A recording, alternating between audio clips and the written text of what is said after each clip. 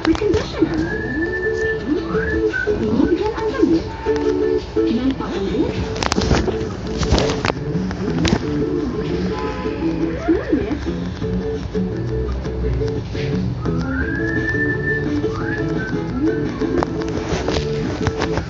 ulit na halimuyat ng bangong nakakaganap sa bawat laba. Bagong Surf with fabric conditioner, 5 pesos lang. Akala ko there's nothing else Sky could do to make me love it more. Naglabas na ito, new Sky Movie. It's internet in my pocket. Kaya parang dala ko na rin ng Sky Broadband at keyboard ko. I can surf the net, stay connected, and watch cable shows live as it airs. Or on demand, kahit saan. Hindi na ako mahuhuli sa mga favorite shows ko. Now, wherever I go, Sky Movie goes with me. Panoorin ang pangako sa'yo ng mas malinaw gamit ang ABS-CBN TV Plus. Ngayon, mas affordable na. 1999 na lang. Limited time offer to kaya huwag po kayo magpapahuli. Text 23661 to order with free delivery.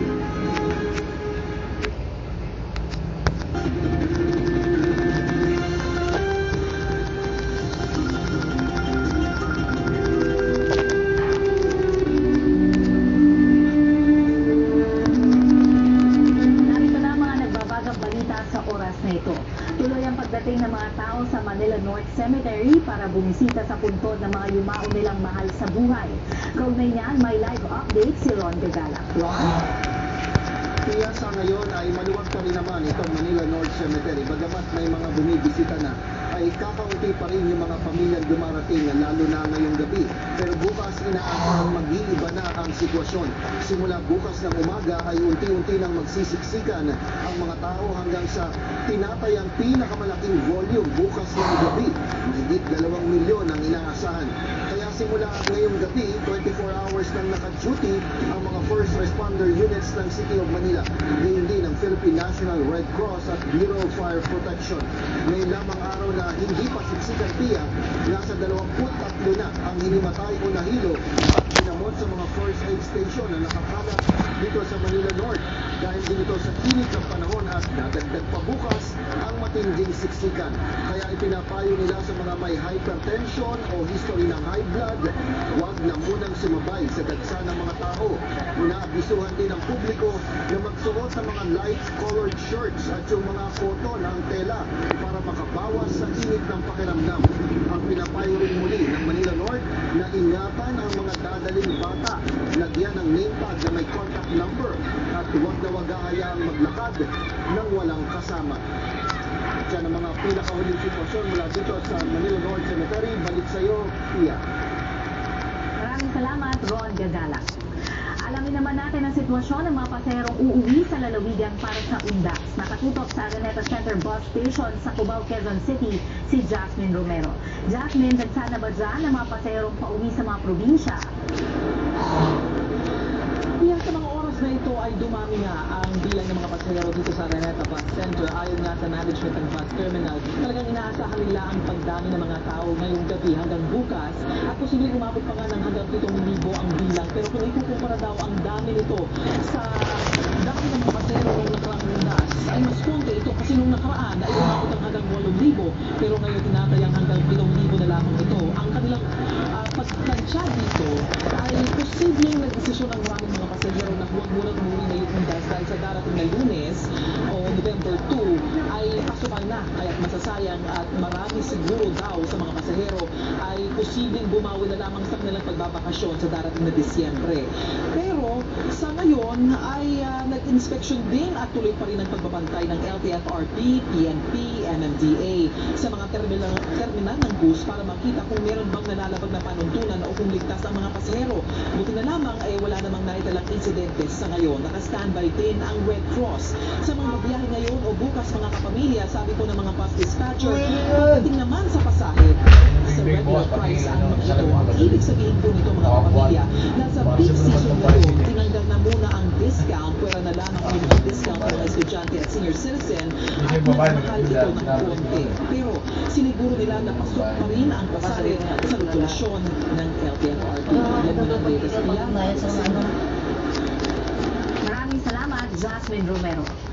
Manatili nakatutok sa ABS-CBN, ANC, GZMM at abs-cbnnews.com para sa iba pang nagbabagang balita. Ako po si Pia Gutierrez at narito na mga balitang dapat abangan mamaya sa Bandila. Mga pasahero, biyaheng tundas ngayong weekend. Sitwasyon sa NLEX at Araneta Bus Terminal, tutukan live. Ilang botanteng humabol sa voters registration, nagkagulo. Hindi na kami magparehistro bukas. PNP itinangging sindikato ang nasa likod ng tanimbala modus sa NAIA. Mga pasahero, kanya-kanyang diskarte para di mabiktima. Kaya nga yung duck ng ducting ko, I'm a little bit frightened doon sa yung tanimbala.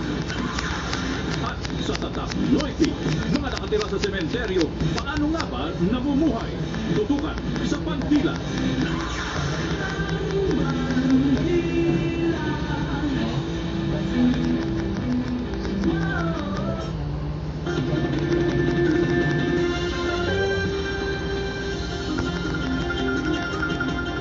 Ang bahaging ito ay hatid sa inyo ng Nescafe Creamy White. Nescafe 3-in-1 Twin Pack. Mas masarap na, doble pa ang Nescafe 3-in-1 Twin Pack. Mas masarap na, doble pa ang Nescafe 3-in-1 Twin Pack. Nakita ko na yan. Ito, hindi mo pa nakita. Nescafe Creamy White? Milkier ah. More Nestle milk eh. Nakaka-love naman. Itong kape.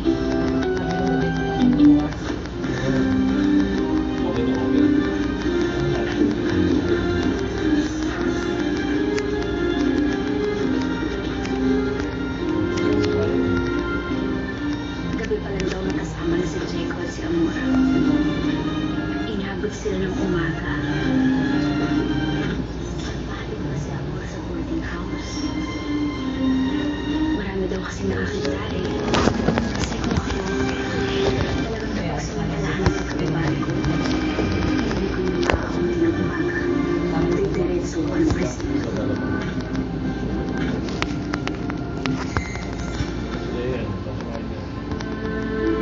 Natinig ko nag-uusap si Madam, pati si Tito Diego mo. Sinabi niya na wala dapat makalaan na totoong na-rape si Miss Amor dahil nandun siya at nakita niya lahat yun.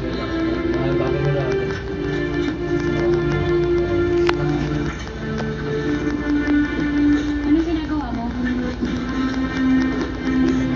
Eduardo, ano ginagawa? Sinigil mo lang ako sa pagiging totoo sa sarili ko. Tagal ko rin pakatanga nun para maniwala sa'yo. Sinisiraan mo pa kasi mo, pero ang totoo nandun ka nun. Yan na naman gusto mo paniwalaan natin si Amor. Hindi ka ba naawa? Napakasama mong tao! Sige! Sige na, umalis ka! Magsama kayo ni Amor, kalimutan mo kami! Kalimutan mong gobernador ka, kalimutan mong meron kang pamilya! Asawa, mga anak! Magsama kayo ni Amor! Yan naman ang gusto mong palabasin, hindi ba? Na lahat ng to, kasalanan ko! Lee, ang papa mo iiwan tayo, sasama siya kay Amor!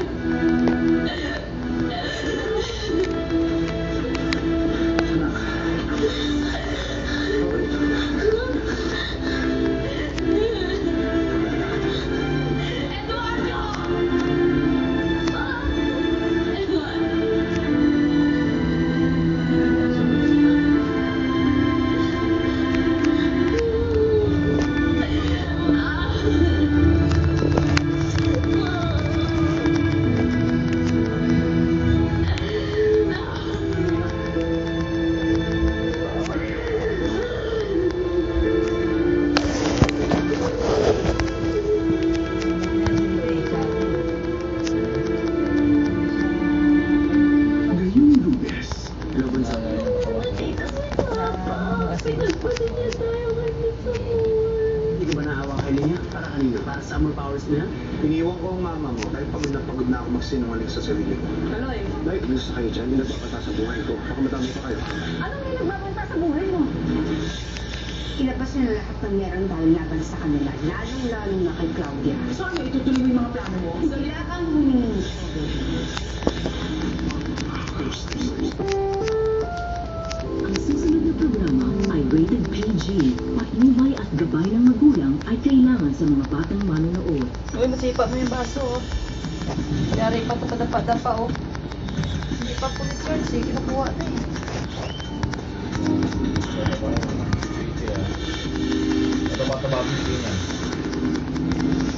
Oo nga, alam mo, di mo bitlog mo.